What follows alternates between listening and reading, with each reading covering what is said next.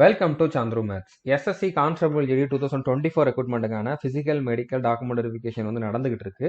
இதுல வந்து பிசிக்கல் மெடிக்கலை பொறுத்த வரைக்கும் எந்த ப்ராப்ளமும் இல்லை. அதாவது நீங்க ஃபிட்டா இருந்தீங்க, கரெக்டா ப்ராக்டிஸ் பண்ணிருந்தீங்க, கரெக்டான ஹைட்ல கரெக்டான செஸ்ட் உங்களுக்கு இருக்குது அப்படின்னா பிரச்சனையே இல்லை. அதுல வந்து தேவையில்லாம யாரையும் ரிஜெக்ட் பண்ணல, யாரையுமே வந்து டிஸ்குவாலிஃபை பண்ணல. நீங்க கரெக்டா இருந்தீங்கன்னா கண்டிப்பா நீங்க செலக்ட் ஆயிருவீங்க. ஆனா இதுல வந்து மேக்சிமம் நிறைய பேருக்கு இருக்கக்கூடிய ப்ராப்ளம் வந்து என்னன்னா டாக்குமெண்ட் வெரிஃபிகேஷன்ல தான். ஸோ இதுல வந்து 3 ப்ராப்ளம் இருக்குது. ஒன்று வந்து உங்களுடைய நேம், உங்களோட அப்பாவோட நேம் வந்து மிஸ்மேட்ச் ஆகுறது. இன்னொன்று வந்து பாத்தீங்கன்னா ஓபிசி சர்டிபிகேட்டோட அந்த குரூஷியல் டேட். இன்னொன்று வந்து நேட்டிவிட்டி சர்டிபிகேட், நேட்டிவிட்டி இல்லைன்னா ரெசிடென்ஷியல். இந்த ரெண்டுல எது வேணாலும் இது வரைக்கும் அக்செப்ட் பண்ணியிருந்தாங்க, இப்போ நேட்டிவிட்டி தான் கேட்குறாங்க. ஸோ ஆவடி அதுக்கப்புறம் சிவகங்கை, இந்த ரெண்டுலையுமே எந்த மாதிரி கேட்டிருக்காங்க. இனிமேல் போறவங்க வந்து எப்படி போகணும், எந்த மாதிரி டாக்குமெண்ட்ஸ் வந்து ரெடி பண்ணி கொண்டு போகணும், ஆல்ரெடி இந்த ப்ராப்ளமை ஃபேஸ் பண்ணிக்கிட்டு இருக்கிறவங்களுக்கு என்ன ஃபார்மேட்ல எப்படி வாங்கணும், எல்லா டீட்டெயிலுமே வந்து இந்த வீடியோவில் டிஸ்கஸ் பண்ண போகிறோம். அதனால வீடியோவை ஸ்கிப் பண்ணாமல் ஃபுல்லாக பாருங்க. நீங்கள் ரெண்டு சென்டர்லையுமே, தமிழ்நாட்டில் ஆவடி சிவகங்கை ரெண்டுலையுமே எங்கே போனாலுமே இந்த வீடியோ கண்டிப்பாக உங்களுக்கு வந்து யூஸ்ஃபுல்லாக இருக்கும். இதை பற்றி நான் ஆல்ரெடி ஒரு 3 வீடியோ போட்டிருக்கேன். அந்த வீடியோ பார்க்கலன்னா பார்த்துருங்க. ஸோ அதில் நிறையா நான் டிஸ்கஸ் பண்ணியிருப்பேன். ஃபர்ஸ்ட் இதுக்கு டாக்குமெண்ட் வெரிஃபிகேஷனுக்கு என்னென்ன டாக்குமெண்ட் கொண்டு போகணும் அப்படிங்கக்கூடிய வீடியோவும் போட்டிருக்கேன். மொத்தமாக ஒரு 4 வீடியோ நீங்கள் பார்க்க வேண்டி இருக்குது. பார்க்கலன்னா பார்த்துட்டு அதுக்கப்புறம் இந்த வீடியோவையும் பார்த்துக்கோங்க. ஸோ ஃபர்ஸ்ட் வந்து நேம். ஓகே, நீங்கள் எந்த சென்டருக்கு போனாலும் நேம் வந்து ரொம்ப ஸ்ட்ரிக்டாக பார்ப்பாங்க. உங்களோட பேர், உங்கள் அப்பாவோட பேர். மதர் நேம் வந்து செக் பண்ண மாட்டாங்க. ஏன்னா மதர்ஸ் நேம் வந்து மற்ற டாக்குமெண்ட்ல வராது. நீங்கள் அப்ளிகேஷனில் மட்டும்தான் கொடுத்துருப்பீங்க. அதை வெரிஃபை பண்ணுற மாதிரி மற்ற டாக்குமெண்ட்ல எதுவுமே வராது. அதனால பிரச்சனை இல்லை. ஆனா ஃபாதர் நேம் வந்து பாத்தீங்கன்னா உங்களுடைய நேட்டிவிட்டி சர்டிபிகேட்ல வரும், ஓபி சர்டிபிகேட்லயும் வரும்.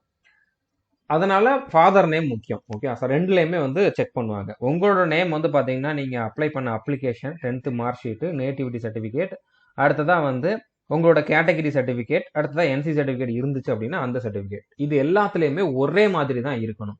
இதை பத்தி நான் ஃபர்ஸ்ட் போட்டிருக்க வீடியோலயே சொல்லியிருக்கேன். ஓகே, ஒரே மாதிரி தான் இருக்கணும். அதுக்கு நான் ஒரு சில எக்ஸாம்பிளும் கொடுத்துருந்தேன். இதுல ஒரு இதுல இனிஷியல் இருக்குது, இன்னொன்றுல இனிஷியல் இல்ல. ஒன்னுல ஸ்பேஸ் இருக்குது, இன்னொன்றுல ஸ்பேஸ் இல்ல. ஒரு இதுல இனிஷியல் முன்னால இருக்குது, இன்னொன்றுல இனிஷியல் வந்து பின்னால இருக்குது. ஒரு இதுல இனிஷியல் இருக்குது, இன்னொரு இதுல இனிஷியலுக்கு பதிலா அப்பா பேரே வந்து சேர்ந்து வந்திருக்கு. அப்படியெல்லாம் இருந்துச்சுன்னா நீங்க ஒரு அஃபிடவிட் வாங்கினா போதுமானது. இதுல நீங்க இப்போதைக்கு கரெக்ஷன் பண்றதுக்கு உங்ககிட்ட டைம் இல்ல. அஃபிடவிட் வாங்கிக்கோங்க. அஃபிடவிட் வாங்குறத பத்தி நான் அந்த வீடியோல சொல்லியிருக்கேன். அதாவது அட்மிட் கார்டு டவுன்லோட் பண்ற வீடியோ போட்டிருந்தேன்ல, அந்த வீடியோல சொல்லியிருக்கேன். நீங்க நம்ம சேனல்ல இப்ப ரீசெண்டா போட்டிருந்த வீடியோ எடுத்து பார்த்தாலே தெரியும். இல்லைன்னா எஸ்எஸ்சி ஜிடியோட பிளேலிஸ்ட் ஓப்பன் பண்ணி பார்த்தாலும் அதில் நீங்கள் வந்து பார்த்துக்க முடியும். ஓகே, அதை பார்த்துட்டு நீங்கள் அஃபிடவிட் வாங்கிக்கோங்க. அதே மாதிரி உங்களோட அப்பாவோட பேர், உங்கள் அப்பா பேர் வந்து கண்டிப்பாக அப்ளிகேஷனில் கொடுத்துருப்பீங்க. 10th மார்க் ஷீட்டில் அப்பா பேர் இருக்காது. நேட்டிவிட்டி அடுத்ததாக உங்களோட கேட்டகரி சர்டிஃபிகேட்ல இருக்கும். இதில் எல்லாத்துலேயும் ஒரே மாதிரி இருக்கான்னு பாருங்க. உங்கள் அப்பா பேர்லேயும் மிஸ்மேட்ச் ஆகுது அப்படின்னா அதுக்கும் நீங்கள் அஃபிடவிட் வாங்கிடுங்க. எனக்கு என் பேர்லையும் மிஸ்டேக் இருக்குது, அப்பா பேர்லையும் மிஸ்டேக் இருக்குது அப்படின்னா ரெண்டுக்கும் சேர்த்து ஒரே அஃபிடவிட்டா வாங்கினாலும் நீங்கள் வாங்கிக்கலாம். ரெண்டையுமே ஒரே இதில், 2 பாயிண்ட்ஸையுமே ஒரே இதில் போட்டு அதுக்கு வந்து ஒரே அஃபிடவிட்டா வாங்கினாலும் வாங்கிக்கலாம். அஃபிடவிட் வாங்குறப்போ 20 ரூபா பாண்டு பேப்பரா 100 ரூபா பாண்டு பேப்பரான்னு கேட்குறீங்க. அது லாயர் கொடுக்கறது தான். ஓகே, 100 ரூபா கொடுத்தாலும் ஓகே தான், 20 ரூபா கொடுத்தாலும் ஓகே தான், அது பிரச்சனை கிடையாது. அதில் மெயின் வந்து பார்த்தீங்கன்னா நீங்கள் ஏதாச்சும் ஒரு பாண்டு பேப்பரில் வாங்கியிருக்கணும். அதில் அந்த நோட்டரி லாயரோடைய சீல் சிக்னேச்சர் வந்து இருக்கணும். ஓகே, ஸோ இதுதான் ஃபர்ஸ்ட் ப்ராப்ளம். இது நீங்கள் 2 சென்டரில் எங்கே போனாலும் உங்களுக்கு ப்ராப்ளம் தான். அதனால இந்த ப்ராப்ளம் இருக்கிறவங்க இனிமேல் போகிறவங்க இதை சரி பண்ணிட்டு போயிருங்க. அதாவது அஃபிடவிட் வாங்கிட்டு போயிருங்க. அடுத்து முக்கியமான ப்ராப்ளம் வந்து பாத்தீங்கன்னா டொமிசைல் சர்டிபிகேட். இப்போதைக்கு இந்த ப்ராப்ளம் சிவகங்கையில தான் இருக்குது.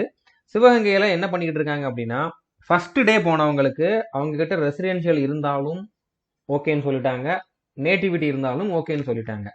ஆனா 2வது நாள் என்ன பண்ணாங்கன்னு கரெக்டா தெரியல. ஆனா 3வது நாள் 4வது நாள் போனவங்களுக்கு தான் இந்த ப்ராப்ளம் வந்து வந்திருக்கு, புதுசா கிரியேட் ஆகி வந்திருக்கு. ஓகே, அது வரைக்கும் அவங்க வந்து கண்ணை மூடிட்டு பார்த்துருக்காங்க. அதுக்கப்புறம் தான் கண்ணை திறந்திருக்காங்களா என்னன்னு தெரியல.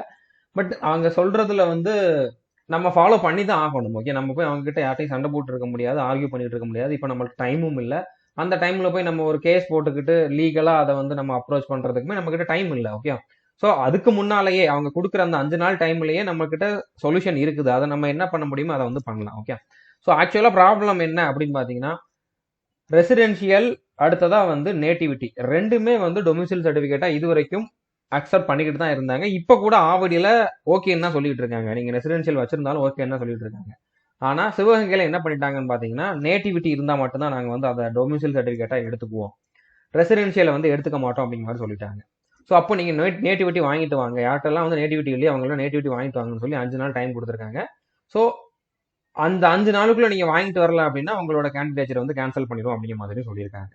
ஸோ அப்போ 5 நாளுக்குள்ள வாங்கிடலாம். இந்த சர்டிஃபிகேட் வந்து ஈஸியாக கிடைச்சிரும். நீங்கள் கொஞ்சம் குயிக்காக அப்ரோச் பண்ணி இந்த மாதிரி ஒரு ப்ராப்ளம் இருக்குதுன்னு சொல்லி நீங்கள் சொன்னீங்க அப்படின்னா கண்டிப்பாக உங்களுக்கு வந்து சீக்கிரமாக ரெடி பண்ணி கொடுத்துருவாங்க.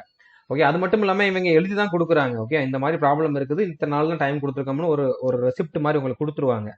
அதை காட்டி அந்த பர்டிகுலர் சர்டிஃபிகேட் இஷ்யூ பண்ணுற ஆஃபீஸர்கிட்ட சொன்னீங்க அப்படின்னா அவங்க கொஞ்சம் சீக்கிரமாக உங்களுக்கு வந்து ரெடி பண்ணி கொடுத்துருவாங்க. ஓகே, ஸோ நேட்டிவிட்டி தான் தேவை.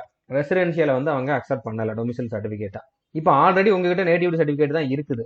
அது 2020 வாங்கினதா இருக்கலாம், 21 வாங்கினதா இருக்கலாம், இல்லைனா இந்த குரூஷியல் டேட் முடிஞ்சதுக்கு அப்புறம் 2024 வாங்கினதா கூட இருக்கலாம்.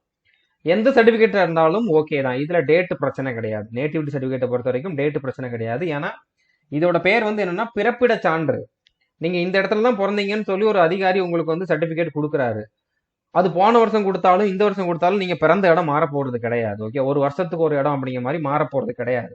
அதனால நேட்டிவிட்டி சர்டிஃபிகேட் ஓகே தான். நீங்க எப்போ வாங்கியிருந்தாலும் ஓகே தான். அந்த டவுட் நிறைய பேர் கேட்டிருந்தீங்க.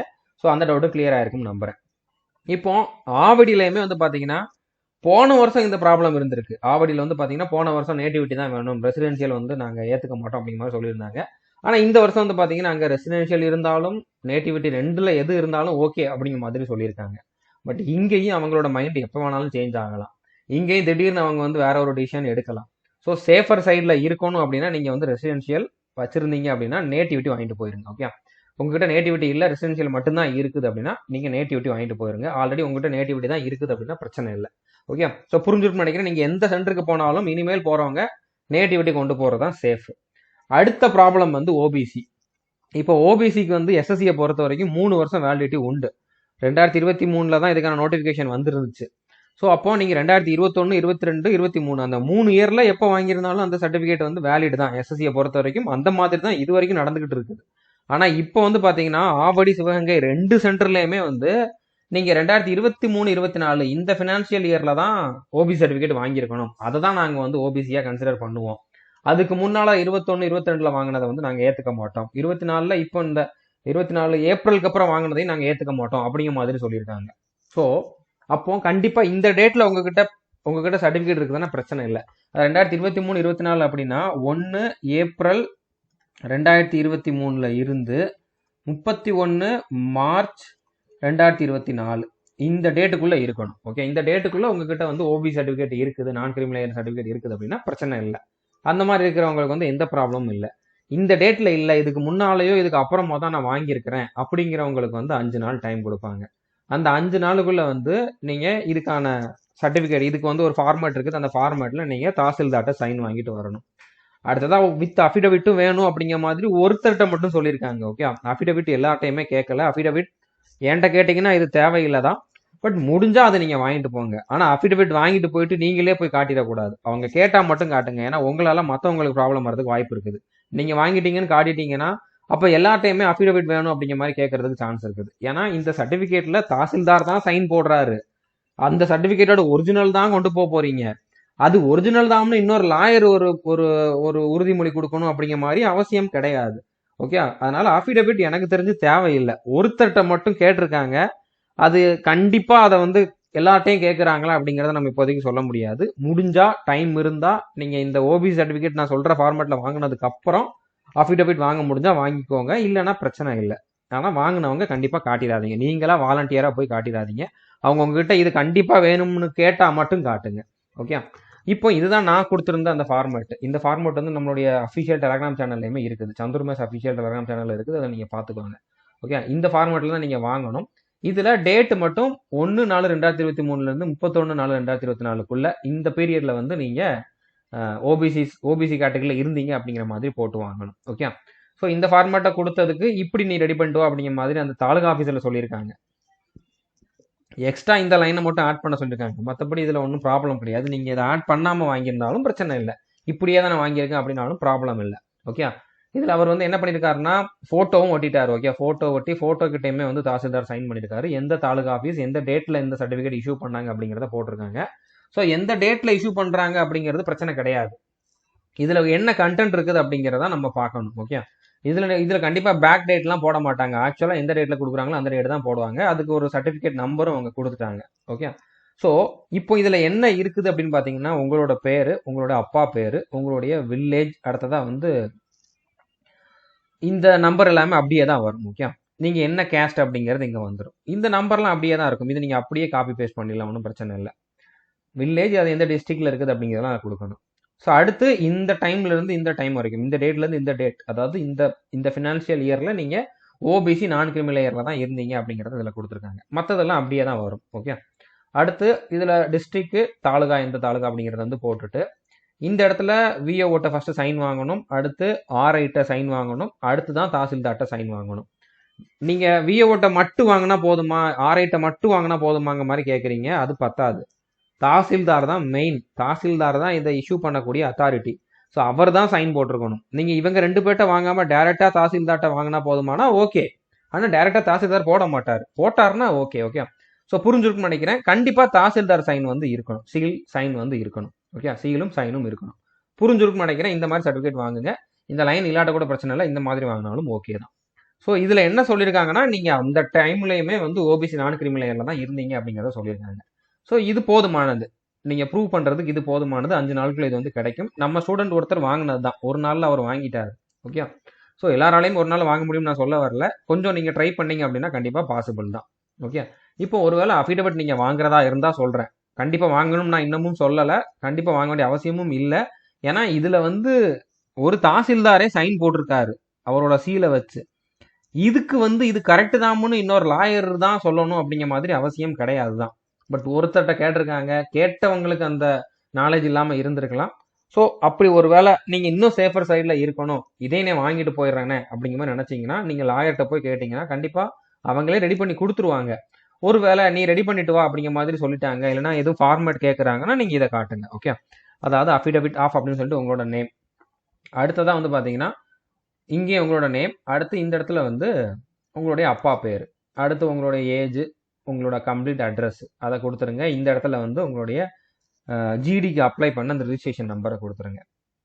அடுத்து இந்த இடத்துல வந்து உங்களோட ஓபிசி சர்டிஃபிகேட் நம்பர் எந்த டேட்ல இஷ்யூ பண்ணாங்க, அது வந்து இந்த டேட்டுக்குள்ள வரும் அப்படிங்கிற மாதிரி இஷ்யூ பண்ணது வந்து ஒரிஜினல் தான் அப்படிங்கிற மாதிரி இதுல வந்திருக்கு. இந்த சென்டென்ஸ் நீங்க அப்படியே ரிப்பீட் பண்ணிருங்க. உங்களோட அந்த சர்டிஃபிகேட் நம்பரை மட்டும் கரெக்டா பாத்துக்கோங்க. இஷ்யூ டேட்டும் சர்டிஃபிகேட் நம்பரும் கரெக்டாக போட்டுருங்க. மற்றதெல்லாம் நீங்கள் வந்து அப்படியே போட்டுடலாம். ஓகே, அதுக்கப்புறம் இந்த டேட்டையும் கரெக்டாக பார்த்து போட்டுக்கோங்க.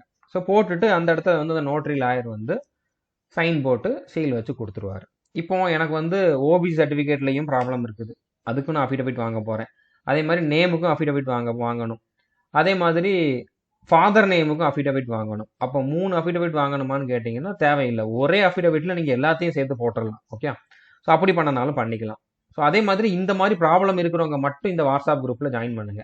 வாட்ஸ்அப் குரூப்போட லிங்க் கண்டிப்பாக கொடுக்க முடியாது, ஏன்னா நீங்கள் எல்லாருமே தேவையில்லாமல் ஜாயின் பண்ணுவீங்க. ஒரு சிலருக்கு வந்து என்னன்னே தெரியாமல் ஜாயின் பண்ணுவீங்க. அப்போ குரூப் ஃபில் ஆயிரும். ஓகே, அதனால நான் வந்து இந்த மெயில் ஐடி கொடுத்துருக்கேன். இந்த மெயில் ஐடிக்கு உங்களுடைய வாட்ஸ்அப் நம்பரை அனுப்புங்க. இந்த ப்ராப்ளம் இருக்கிறவங்க மட்டும் உங்களோட சர்டிஃபிகேட்ல ஓபிசி சர்டிஃபிகேட்லையோ இல்லைன்னா உங்களுடைய இந்த நேட்டிவிட்டி சர்டிஃபிகேட் ரிலேட்டடாக ப்ராப்ளம் இருக்கிறவங்க மட்டும் உங்களோட வாட்ஸ்அப் நம்பரை இந்த மெயில் ஐடிக்கு அனுப்புங்க. ஸோ இது நம்ம ஸ்டூடெண்ட் ஒருத்தரோட மெயில் ஐடி தான்.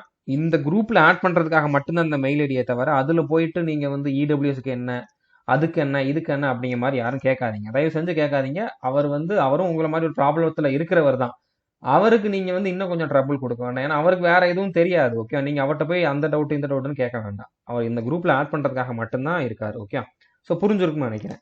ஸோ இந்த இதை மட்டும் நீங்க ஃபாலோ பண்ணுங்க. இனிமேல் போறவங்களுக்கு கண்டிப்பா எந்த ப்ராப்ளமும் வரக்கூடாது. நீங்க இதை மட்டும் ஃபாலோ பண்ணீங்கன்னா கண்டிப்பா கரெக்டா இருக்கும். ஸோ புரிஞ்சிருக்குன்னு நினைக்கிறேன். All the best. தேங்க்யூ.